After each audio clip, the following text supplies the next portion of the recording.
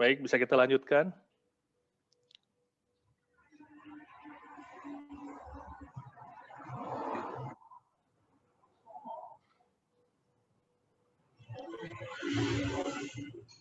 Bisa kita lanjutkan? Ya, silakan Pak. Ya, Pak.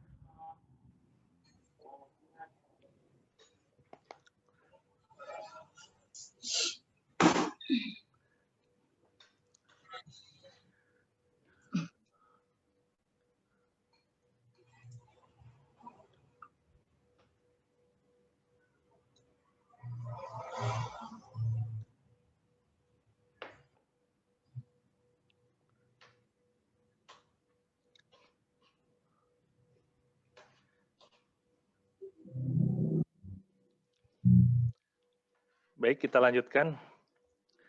Tadi kita sudah mendengar beberapa pertanyaan, ya. Kalau misalnya masih ada pertanyaan lain, ya silahkan diajukan, ditulis saja di chat room atau bisa disampaikan ya secara verbal.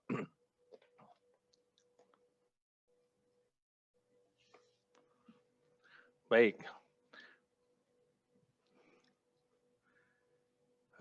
Tadi sudah disinggung bahwa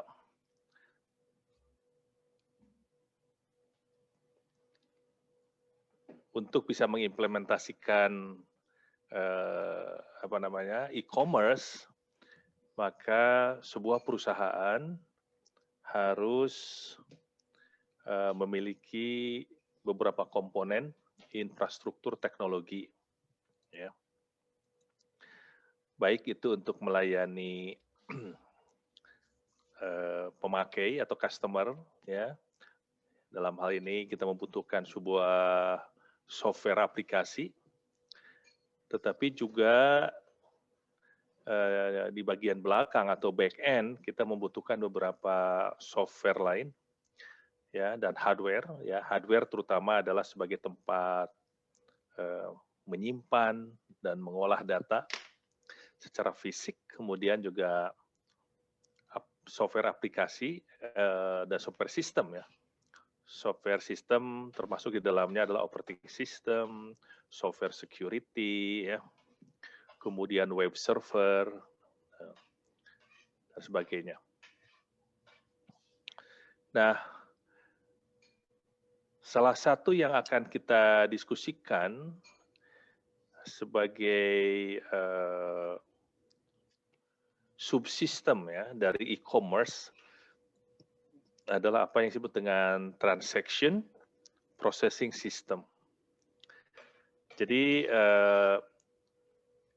kalau seorang user mengakses website dari aplikasi e-commerce, maka yang pertama kali tentunya dia lakukan adalah dia harus membuat registrasi, ya, untuk mencatat data-data identitas ke dalam database. Nah, kemudian yang kedua, salah satu fungsi utama dari e-commerce adalah untuk menampilkan produk dan layanan yang dijual, ya, di dalam e-commerce tersebut, atau seringkali kita sebut sebagai marketplace, ya. Nah, bagian yang mengelola data produk itu disebut sebagai content management. Nah, tujuannya apa? Tujuannya supaya setiap updating bisa dilakukan dengan cepat, ya, dan mudah oleh admin. Nah, bagian yang kedua yang tidak kalah pentingnya adalah bagian dari software aplikasi atau kita sebut sebagai subsistem saja dari e-commerce untuk mengelola transaksi. Ya, jadi transaksi itu di dalamnya termasuk ke dalam barang apa yang dipesan, barang apa yang dibeli, ya. Kemudian bagaimana pembayaran atau sebesar apa pembayaran yang dilakukan melalui marketplace. Nah, hal tersebut ditangani oleh sebuah subsistem yang disebut dengan transaction processing system. Jadi transaction processing system di dalam konteks e-commerce adalah sebuah sistem informasi yang fungsinya adalah mengelola operation, ya, dari bisnis tersebut.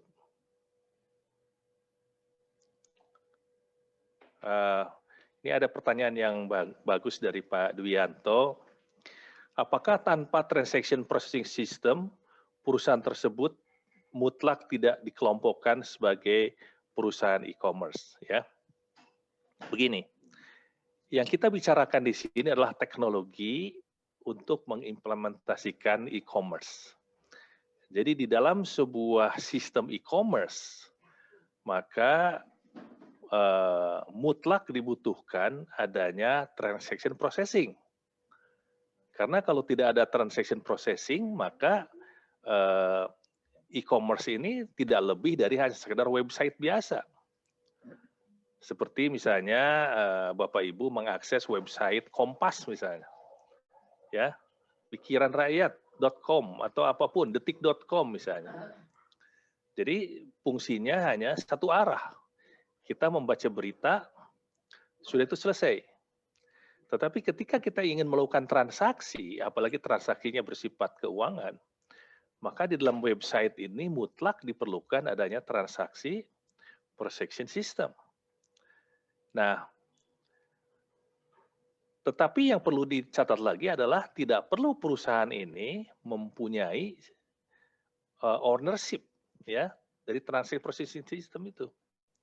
Seperti yang tadi saya sampaikan bahwa sebuah e-commerce bagi perusahaan yang baru berdiri bisa saja sebenarnya sistemnya dimiliki atau disewa dari perusahaan lain, gitu. Ya, jadi sama dengan sebuah kendaraan. sebuah kendaraan roda 4 atau mobil itu disebut kendaraan yang operasional apabila memang mempunyai roda 4 buah gitu. Kalau roda hanya ada 3 ya tidak bisa berjalan. Tapi pertanyaannya adalah apakah kita harus memiliki mobil tersebut supaya bisa melakukan mendapatkan jasa transportasi gitu ya? Jawabnya tidak. Karena bisa saja kita menyewa sistem yang memang operation. Begitu jawaban saya Pak Dwianto. Nah, kita kembali lagi ke transaction processing system. Sebuah transaction processing system sesungguhnya bukan sebuah sistem tunggal ya, bukan sebuah sistem yang hanya memiliki satu komponen. Tetapi di dalamnya ada beberapa komponen yang pada intinya adalah bagaimana memproses data menjadi informasi. Jadi dengan kata lain adalah transaction processing system adalah sesungguhnya sistem informasi, ya, gitu. Nah, transaction processing system ini tentu saja bisa kita melihat sebagai suatu sistem yang sederhana atau sebagai sebuah sistem yang lebih kompleks, ya. Namanya tetap saja transaction processing system, gitu ya. Walaupun ada yang mengatakan kalau sudah kompleks berarti bukan transaction processing system lagi gitu. Tapi bisa disebut MIS atau DSS. Oke, fine. Masalah nama boleh-boleh saja. Jadi kalau kita lihat lagi fungsi awal, transaction processing system ini lebih ke pencatatan data. Pencatatan data barang yang dibeli, berapa jumlahnya, kemudian berapa lagi sisa barang tersebut yang ada di inventory, berapa besar dana yang ditransfer. Jadi lebih ke pencatatan data begitu ya, data mentah.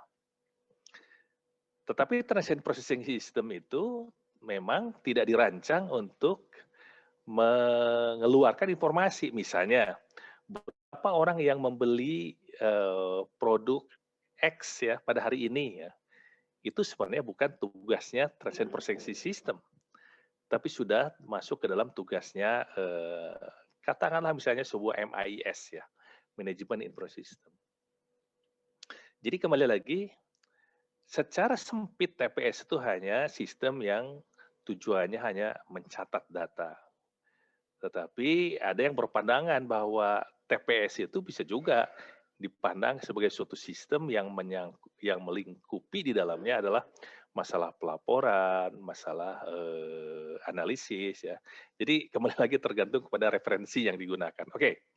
Nah, supaya tidak membingungkan, di dalam buku ini TPS itu fungsinya dibatasi ya. Jadi hanya untuk pencatatan data. Nah, TPS ini kemudian apabila diberikan atau dilengkapi dengan fasilitas lain, misalnya untuk pengelolaan laporan, ya, untuk membuat laporan, seterusnya, maka ini sudah menjadi sebuah apa yang disebut dengan MIS atau Decision Support System. Bahkan apabila ditambahkan fasilitas yang lain, maka menjelma menjadi sebuah knowledge management system ya. Ya, misalnya beberapa informasi, beberapa fungsi misalnya untuk mengetahui rekomendasi apa yang harus kita berikan kepada orang yang profilnya seperti si X misalnya, gitu. Gitu ya. Jadi berdasarkan fungsinya memang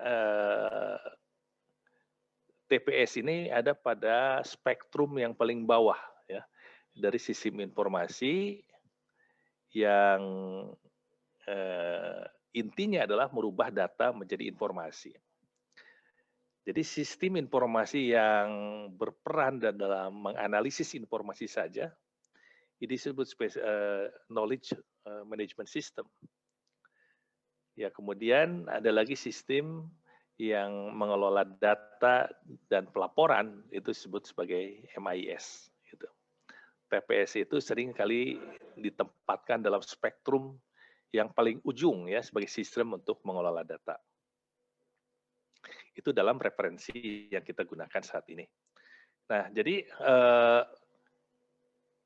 karakteristik dari transaction processing itu bisa dilihat di dalam diagram tersebut. Pertama, bahwa fungsi-fungsi yang disediakan dalam TPS itu adalah fungsi-fungsi yang memang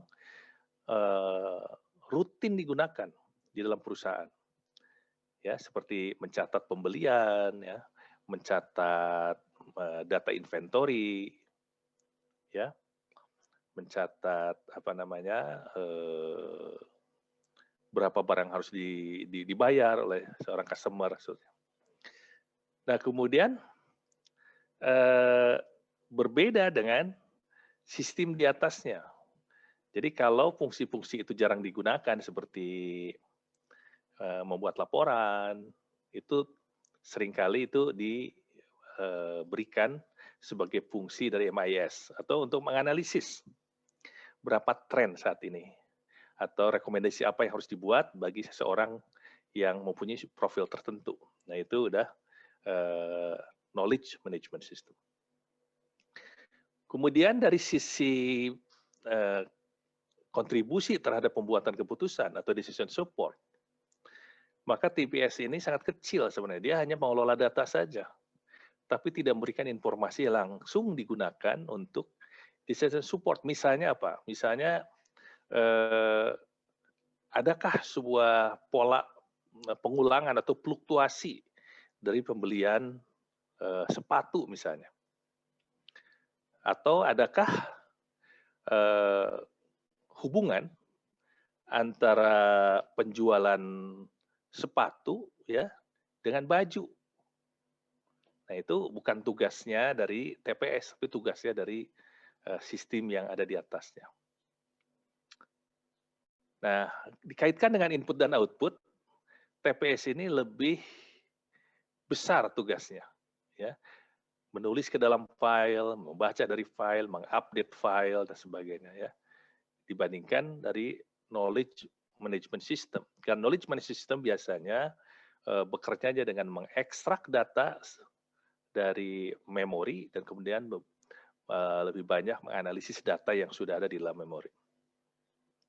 Ya, nah kemudian kalau kita lihat karakteristik lain dari kompleksitas pengolahan data, ya TPS-nya paling sederhana ya. Dia hanya read and write aja terhadap file. Tidak ada itu sifatnya men-training model, memprediksi model, ya tidak ada. Seperti itu. Jadi kalau kita bandingkan antara TPS dengan sistem informasi yang dekat dengan itu, yaitu MIS dan Knowledge Management System, maka terlihat adanya suatu perbedaan yang jelas gitu ya. Nah, itu sebabnya TPS itu di dalam spektrum transformasi data menjadi informasi, itu ditempatkan di dalam posisi spektrum yang lebih dekat ke data dibandingkan ke informasi. Oke, maaf sebentar.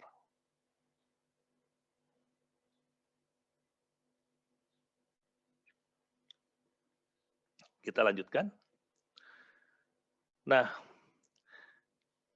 berdasarkan jenis ya, dengan berdasarkan metode dari pengembangan, traditional transaction processing system ini memiliki dua jenis, yaitu yang sifatnya batch dan kedua yang sifatnya online. Jadi batch itu sebuah tugas dikumpulkan dulu, baru sesudah mencapai jumlah tertentu diproses sekaligus.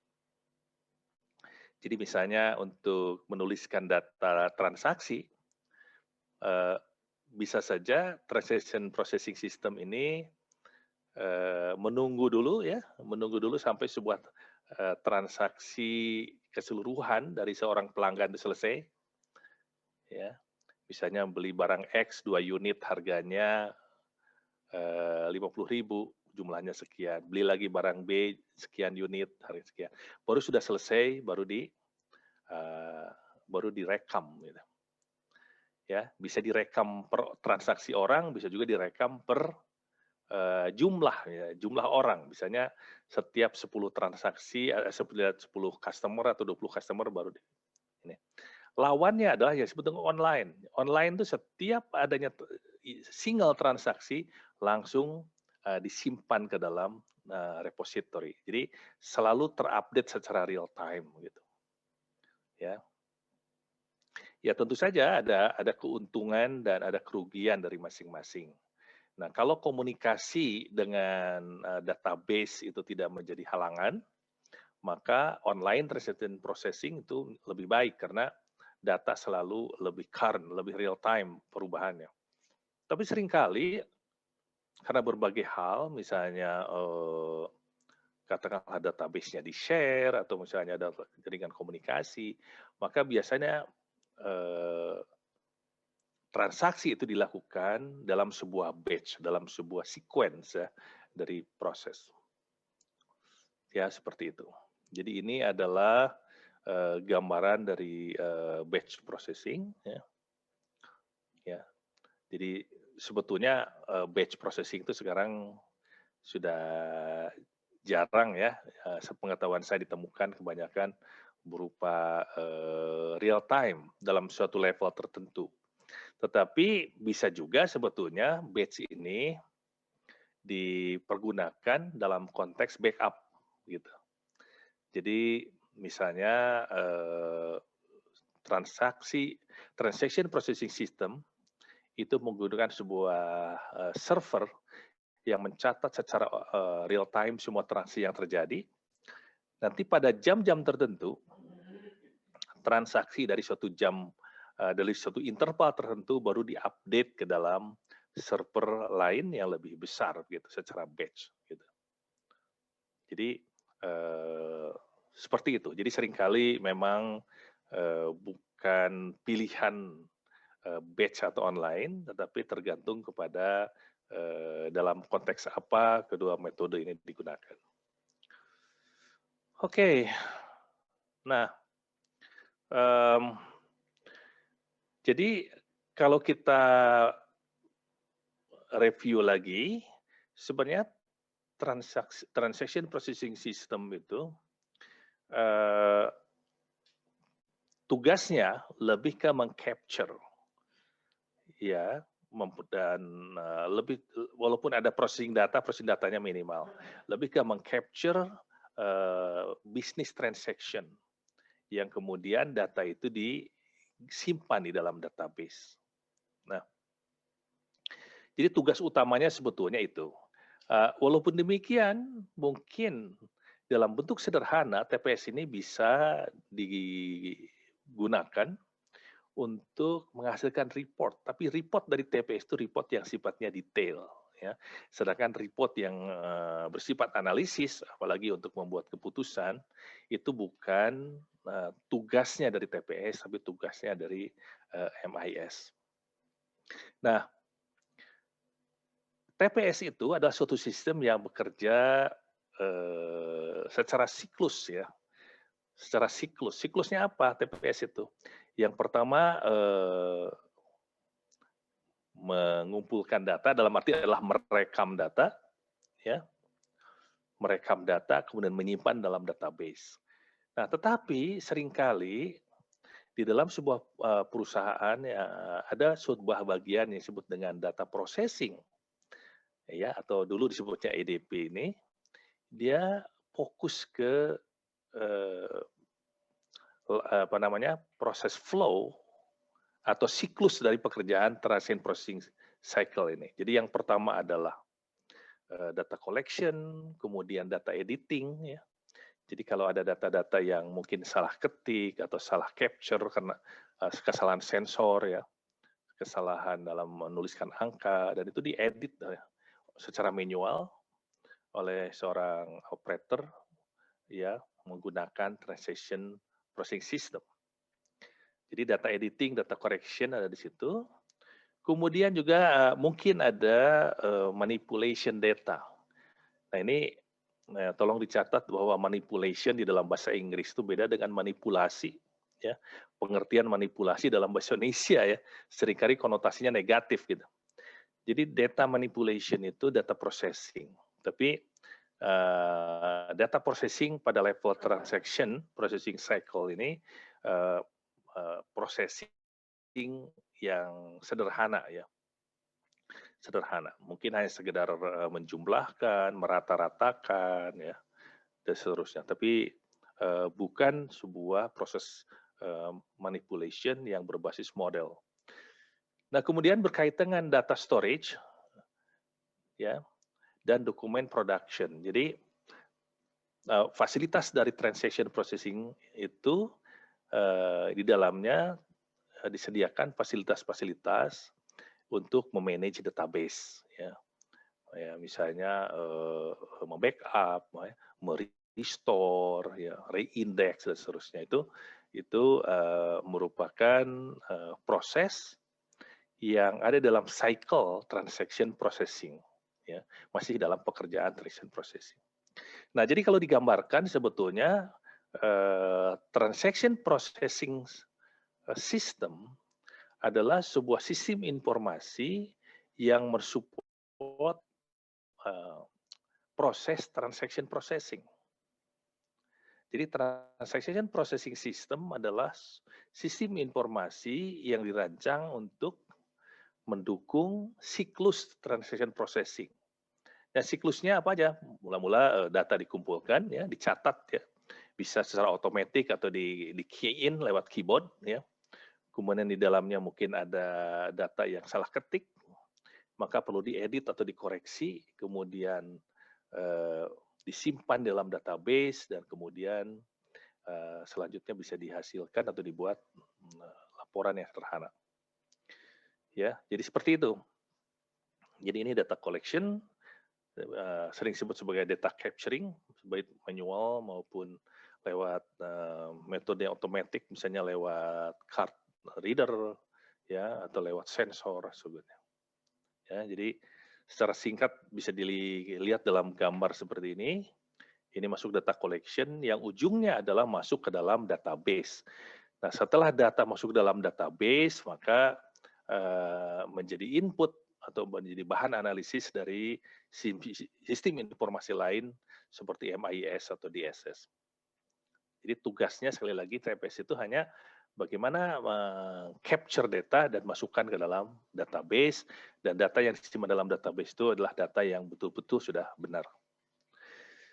Nah, kemudian data editing, ya, ini seringkali dilakukan secara manual oleh operator untuk secara manual maupun semi manual, ya, untuk mengecek validitas dari data. Jadi ada berbagai fasilitas untuk melihat apakah semua data sudah terisi atau datanya masuk akal atau tidak gitu ya.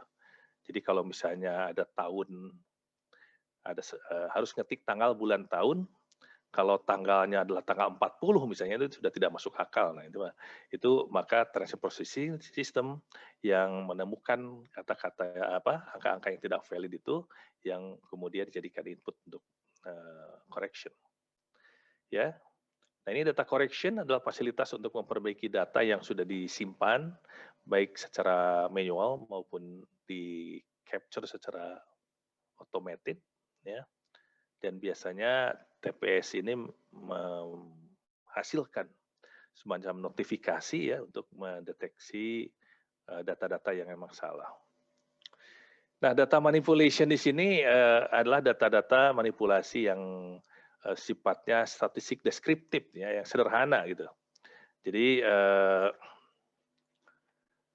tidak ada itu istilahnya buat modeling, hanya paling tidak mensorting ya, mensorting sehingga bisa dapatkan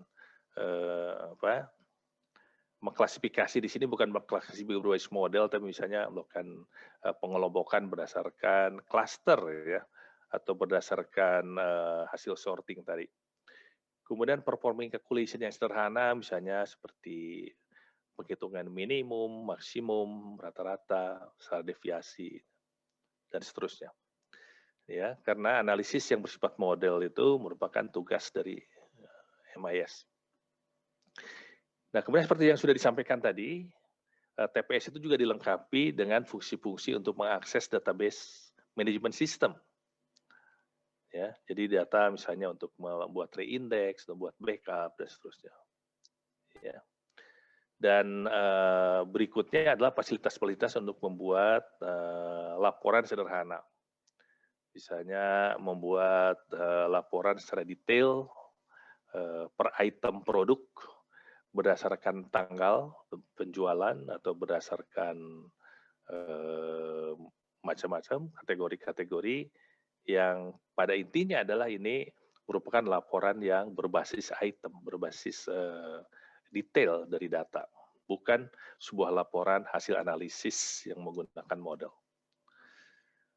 Oke, nah jadi TPS ini walaupun kelihatannya sederhana, tetapi merupakan komponen sangat penting dari memproses order, ya, transaksi, kemudian mungkin di dalam accounting yang berbasis transaksi, tapi bukan accounting bukan pada level analisis, tapi hanya sekedar pencatatan saja. Kemudian purchasing, ya, purchasing juga untuk mencatat item-item barang yang dibeli. Jadi kembali lagi pada intinya bahwa transaction processing system ini adalah sebuah sistem informasi yang fungsinya lebih ke banyak pengelolaan data, ya, raw data, bukan informasi. Nah, jadi ini oke. Ini ada beberapa produk yang komersial yang bisa tinggal pakai, ya, silakan saja. Ini banyak lagi sebetulnya. Dan yang paling nyata dari transaction processing system ini bisa kita lihat di point of sales, ya. Ketika kita belanja di mall atau di supermarket, maka di ujung di ujung proses ketika kita mau membeli barang, ketika mau membayar barang, maka di situ proses untuk melakukan transaksi, dan pada posisi itulah transaction processing system bekerja. Baik, ini topik yang terakhir yang ingin kita diskusikan adalah bahwa e-commerce adalah sesuatu yang nampak di depan customer, gitu ya. Tetapi tergantung kepada perusahaan yang menyediakan jasa e-commerce, ya. Seringkali untuk perusahaan yang besar, maka pada bagian belakang atau back end, e-commerce ini perlu didukung oleh sebuah sistem yang terintegrasi, yang mengintegrasikan berbagai unit, ya, dari perusahaan tersebut. Misalnya di dalam e-commerce seperti Amazon misalnya, maka unit-unit di perusahaan itu seperti bagian inventory, bagian keuangan, bagian pengiriman barang, ya, semuanya terintegrasi, sehingga dibutuhkan sebuah sistem yang lebih dari hanya sekedar TPS atau lebih dari sekedar MIS, tetapi sebuah sistem yang bisa menggabungkan semua aktivitas, ya, dan dari fungsi-fungsi di dalam perusahaan tersebut. Nah, sistem yang seperti itu disebut sebagai ERP atau Information Resource Planning. Nah, fungsi utama dari ERP itu menggabungkan beberapa komponen penting dalam perusahaan seperti bagian accounting, procurement, project management, risk management, and compliance, dan supply chains. Walaupun di dalam prakteknya sebuah software ERP itu memang bersifat modular. Jadi tergantung perusahaan apakah mau mengotomatisasikan apa. Misalnya katakanlah hanya procurement, project management, dan supply chain, sedangkan accounting-nya mungkin dikelola dengan software yang terpisah, begitu. Jadi secara konsep memang ERP ini merupakan sebuah payung dari sebuah software yang integrasi yang mampu untuk membuat interoperabilitas di dalam sebuah perusahaan. Oke. Nah, tetapi ERP itu bukan hanya saja menghubungkan berbagai unit secara horizontal, tetapi juga secara vertikal ya pada berbagai level manajemen. Ya tentu saja bahwa sesuai dengan level manajemen, maka informasi yang bisa diakses juga berbeda-beda ya. Jadi misalnya untuk level pimpinan di atas ya, level top level manajemen tentunya dia tidak disajikan ya data-data yang bersifat transaksional karena itu sangat operasional sekali. Tapi lebih ke data-data yang memang mendukung proses pengambilan keputusan secara strategik ya. Misalnya bagaimana tren, apakah anomali di dalam proses penjualan misalnya, ataukah ada pola tertentu ya, dari barang-barang yang dijual, apakah ada periodisitas sebagainya. Jadi seperti itu. Jadi ERP tentu saja untuk bisa menampilkan atau menyajikan informasi itu perlu didukung dengan database. Dan database ini harus mengakomodasi database sektoral yang dibutuhkan, misalnya di bidang production, maka data yang disimpan untuk production itu beda dengan database yang disimpan untuk customer relationship, berbeda juga dengan data financial, ya, and management accounting. Tetapi itu semua itu dikelola oleh sebuah sistem database, ya, dan user tertentu memang mempunyai pandangan sektoral. Jadi orang-orang misalnya finance atau accounting mungkin dia tidak terlalu tertarik dengan data-data yang sifatnya kaitannya dengan kepegawaian katakanlah misalnya ya, tetapi dia lebih membutuhkan informasi yang terkait dengan finance. Walaupun memang sistem ini menyediakan interoperabilitas. Jadi yang ingin saya sampaikan adalah ada pandangan yang transparan. Jadi dari sisi user, data itu seolah-olah terdiri pada database yang bersifat sektoral, tetapi sesungguhnya database itu terintegrasi begitu, sehingga apabila dibutuhkan, maka bisa membuat laporan yang terintegrasi. Oke, nah ERP ya sebetulnya pada awalnya jadi awal dari ERP itu berasal dari Material Requirement Planning atau MRP. Tetapi karena lama-kelamaan pengguna dari sistem ini tidak hanya berkaitan dengan material, tetapi lebih luas lagi, maka yang semula adalah material requirement menjadi enterprise resource ya. Ya, enterprise resource. Jadi semua resource yang ada di dalam perusahaan itu bisa dikonsolidasikan. Oke. Nah, apa keuntungan dari ERP? Kenapa ERP itu penting? Yang pertama adalah meningkatkan akses terhadap operational decision making, sehingga pembuatan keputusan perusahaan itu lebih komprehensif, tidak hanya sektoral dari sisi keuangan saja, dari sisi mungkin production saja, tapi juga meliputi berbagai hal terkait di dalamnya ada sales, misalnya ada promosi dan seterusnya.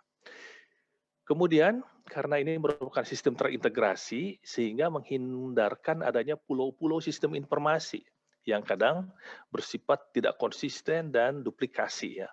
Kita sebut sebagai legacy system. Seringkali dalam sebuah perusahaan, accounting ya mempunyai sistem sendiri ya. Kemudian production mempunyai sistem sendiri, inventory mempunyai sistem sendiri, dan karena sistem yang berbeda-beda itu seringkali sulit untuk dikonsolidasikan. Nah, disinilah peran ERP sehingga menurunkan ya berbagai cost ya. Cost tidak selalu bersifat uang, tapi juga bersifat waktu ya, kemudian akurasi dan seterusnya. Kemudian otomatis work process bisa ditingkatkan ya, dan Dari itu semua sebetulnya memberi konsekuensi dibutuhkannya upgrading dari infrastruktur. Tentu saja ya, tidak ada apa istilahnya free lunch ya. Kalau kita ingin membuat suatu sistem yang sophisticated, tentu saja kita harus butuhkan infrastruktur teknologi yang sophisticated. Nah, namun demikian, ini yang perlu dipahami oleh Bapak Ibu semua bahwa ERP itu mempunyai memang potensi sukses. Tetapi dari banyak pengalaman, banyak juga perusahaan-perusahaan yang gagal dalam mengimplementasikan ERP. Nah, kenapa demikian? Karena ERP ini sebetulnya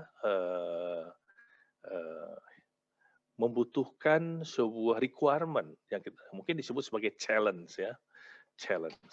Sebagai contoh adalah cost and disruption of the upgrade. Jadi untuk berpindah dari sebuah sistem yang semula mungkin TPS saja atau MAC saja ke ERP itu memerlukan dana upgrading yang cukup besar. Ini harus dipahami ya. Ada implikasi cost yang tinggi. Kemudian ERP membutuhkan perubahan dalam berbagai bidang ya, tidak hanya perubahan dalam berbagai teknologi, perubahan dalam standar operating procedure, tetapi yang lebih berat adalah perubahan yang terjadi dengan budaya di dalam perusahaan tersebut. Nah, ini diperlukan sebuah change management ya yang cukup kuat di sini. Nah, kemudian implementasi membutuhkan waktu, jadi ada tahapannya, ya, ada metodenya untuk melakukan ERP. Nah, sehingga ini diperlukan memang sebuah tim yang ahli untuk mengimplementasikan karena ada sebuah konsep yang disebut dengan maturity level perusahaan di dalam mengimplementasikan ERP. Jadi ERP itu tidak seperti obat langsung dikonsumsi sekaligus, tapi secara bertahap begitu ya. Ya, ada manajemen, ada software customization.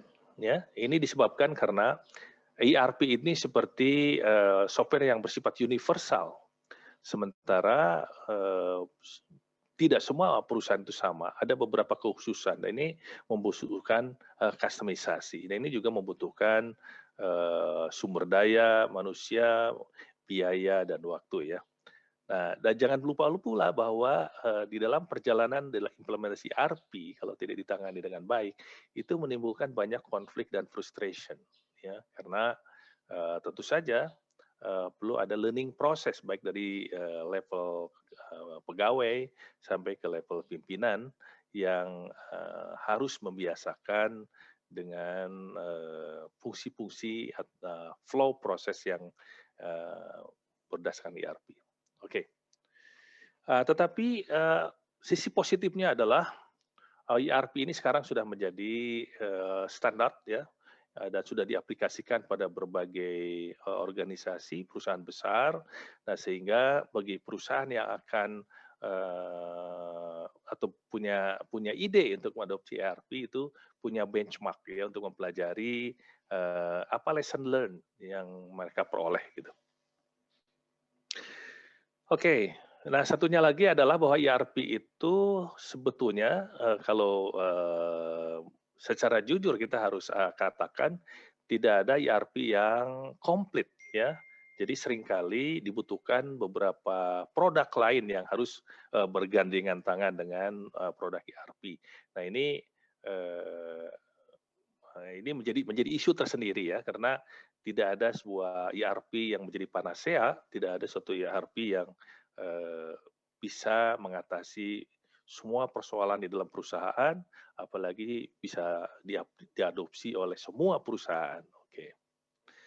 Ya, ini ada beberapa contoh dari contoh-contoh software ERP yang paling terkemuka di antaranya adalah dari Microsoft, dari Oracle, dari SAP ya, kemudian ada lagi Sage ya, Net ERP dan seterusnya ya. Gitu. Nah, Pada umumnya biasanya ERP itu diprioritaskan pertama untuk supply chain management, ya, ya apa namanya, meliputi fungsi planning, executing, controlling, kemudian converting atau merubah raw material menjadi produk jadi, ya. Nah, sehingga untuk itu harus punya jembatan dengan sistem informasi yang berfungsi untuk misalnya sales forecasting, demand management, detail scheduling, purchasing, production, dan sebagainya. Ya, jadi ketika kita fokusnya ke supply chain management, maka ada beberapa informasi yang juga harus disediakan baik oleh sistem ERP tersebut atau menggunakan sistem yang lain. Kemudian yang kedua, biasanya orang menggunakan ERP itu dalam kaitan dengan keuangan, ya, atau financial and managerial accounting. Saya tidak begitu paham dengan masalah accounting ini, tapi ada beberapa fungsi misalnya berkaitan dengan general ledger, ya. Kemudian ada fungsi-fungsi untuk meng-capture transaction dari setiap unit bisnis, dari setiap functional areas, dan kemudian membuat berbagai laporan keuangan yang terkait. Ya, kemudian financial accounting, managerial accounting, ini juga ya fungsi-fungsi yang disediakan oleh ERP. Dan prioritas yang ketiga yang mungkin menjadi fokus dari pemanfaatan ERP adalah customer relationship. Ya, jadi saya ulangi lagi, biasanya orang mengimplementasikan ERP itu pertama dalam kaitan dengan supply chain management, kemudian maju ke financial dan managerial accounting, kemudian yang berikutnya adalah customer relationship management. Ya, bagaimana memanage hubungan dengan customer, ya, dengan berbagai program. Gitu. Nah, kemudian yang berikutnya adalah product life cycle management. Nah, mungkin ini bagi perusahaan-perusahaan manufacturing merupakan suatu fasilitas yang sangat penting. Bagaimana memanage data yang terkait dengan product development. Ini kenapa ditempatkan di bagian yang akhir, karena biasanya manufacturing adalah sebuah sektor khusus dan tergantung kepada industrinya. Biasanya bagian production seringkali, ya, kalau itu menggunakan software yang khusus di bidang production karena tidak ada production yang sama begitu, ya, bagi setiap perusahaan. Nah, tetapi dengan berkembangnya teknologi ERP, maka ERP juga membuat sebuah modul yang menjembatani itu semua, sehingga ada modul ERP untuk product life cycle management. Nah, masih ada beberapa menit, maaf, ini saya minta tambahan. Kembali lagi ke keputusan, apakah ERP itu perlu kita beli dan install dalam komputer perusahaan, ataukah kita cukup menggunakan jasa dari perusahaan yang menyediakan layanan ERP. Nah, ini dua hal yang berbeda, tetapi sebetulnya ini dikembalikan lagi kepada perusahaan seberapa urgent untuk membuat atau mengakuisisi, ya, sebuah sistem ERP, karena terus terang ERP ini sebuah sistem yang tidak murah begitu, ya. Jadi harus betul-betul dianalisis, ya, benefit dan cost-nya. Tetapi dalam kemajuan teknologi sekarang, perusahaan bisa mulai dengan melakukan apa istilahnya, ya, menggunakan fasilitas ERP from the cloud. Jadi menggunakan jasa perusahaan yang menyediakan layanan ERP sampai mungkin perusahaan merasa perlu, ya, untuk melakukan hosting ERP sendiri. Oke, ini sudah disebutkan tadi ada beberapa sistem ERP, ya, misalnya Oracle, SAP, Sage, Microsoft Dynamics, dan Infor Global Solution. Tentu saja ini bukan satu-satunya, ya, dari penyedia sistem ERP, masih banyak lagi, dan tergantung kepada industrinya, mana produk ERP yang mungkin cocok digunakan dan mana yang tidak. Ya, seperti itu. Ini hanya summary saja. Dan mungkin terakhir, untuk mengevaluasi atau mereview apa yang sudah dipelajari, saya memberikan tugas mandiri, jadi bersifat individual, ya. Nanti kita bisa diskusikan pada sesi yang akan datang, ya. Jadi pertanyaan yang pertama adalah jelaskan beberapa contoh e-commerce yang bersifat B2B, B2C, dan C2C ya dalam kondisi yang ada sekarang di kita di Indonesia ya, berikan contohnya.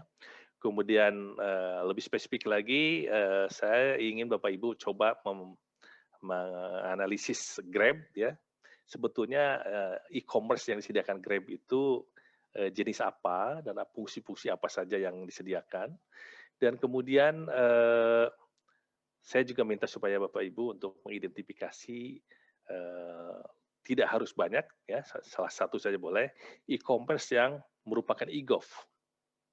Kemudian fasilitas apa saja yang sudah disediakan oleh e-gov itu. Baik, saya rasa waktu saya sudah habis ya. Terima kasih atas partisipasinya. Mungkin ini saya coba untuk menjawab ada satu pertanyaan saja, mungkin karena waktunya sudah terbatas. Oke, data manipulation apakah sama dengan data mirroring? Beda ya. Kalau data mirroring itu lebih ke data backup. Ya, data manipulation itu di sini hanya membuat sebuah pengolahan data sederhana yang nantinya akan digunakan untuk pelaporan secara detail, misalnya membuat rata-rata ya, membuat perhitungan minimum, maksimum, standar deviasi gitu. Kemudian pertanyaan dari Pak Ferry Cahyadi, apakah itu software aplikasi tambahan atau merupakan manajemen? Oke, ERP itu adalah software aplikasi, ya, bukan software system.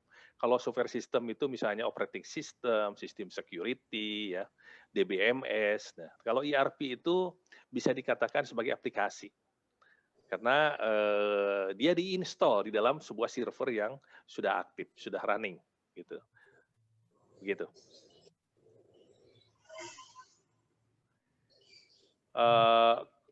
Pak, untuk tugas lain kedua tetap mengacu pada jenis e-commerce. Betul Pak, betul. Jadi silahkan ini hanya sebagai motivator aja ya, untuk Bapak lebih melihat keluar di sekitar kita, sebenarnya apa relevansi dari konsep-konsep e-commerce, m-commerce dan e-gov yang sudah kita bicarakan dalam prakteknya yang nyata di sekitar kita.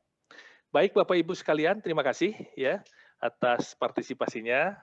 Ya, saya senang Bapak Ibu banyak yang bertanya, jadi menunjukkan bahwa ada apa? Ada interaksi begitu ya. Sampai ketemu di minggu depan pada jam yang sama. Oh, terakhir, tugas dikirim via apa Pak? Tidak usah dikirim Bu, nanti kita diskusikan aja pada sesi yang akan datang, nanti akan berikan kesempatan. Ya, baik. Mungkin dari saya cukup sekian. Terima kasih. Sampai ketemu minggu depan. Ya, terima kasih Pak. Sama-sama. Sampai jumpa. Sampai jumpa.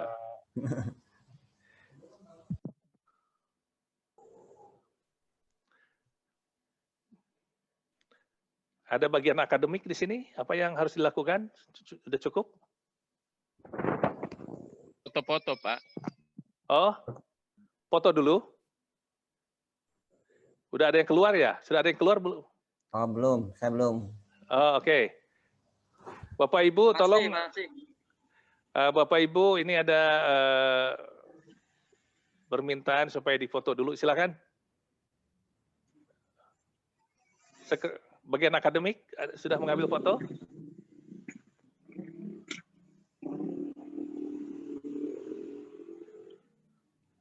Saya lagi jagain toko ini.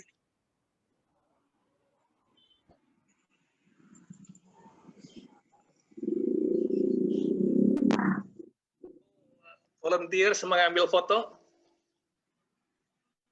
Sebentar, kalau gitu saya ambil. Baik, tolong kameranya dihidupkan semua, dinyalakan semua. Pak Kamto lagi di mana itu Pak?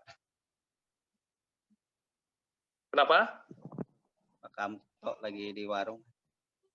Ya, sampai di warung apa-apa ya. 1, 2, 3. Baik, terima kasih. Sip. Ya, Terima kasih. mohon izin lip. Oke. Makasih Pak Yaya. Sama-sama Pak. Sip.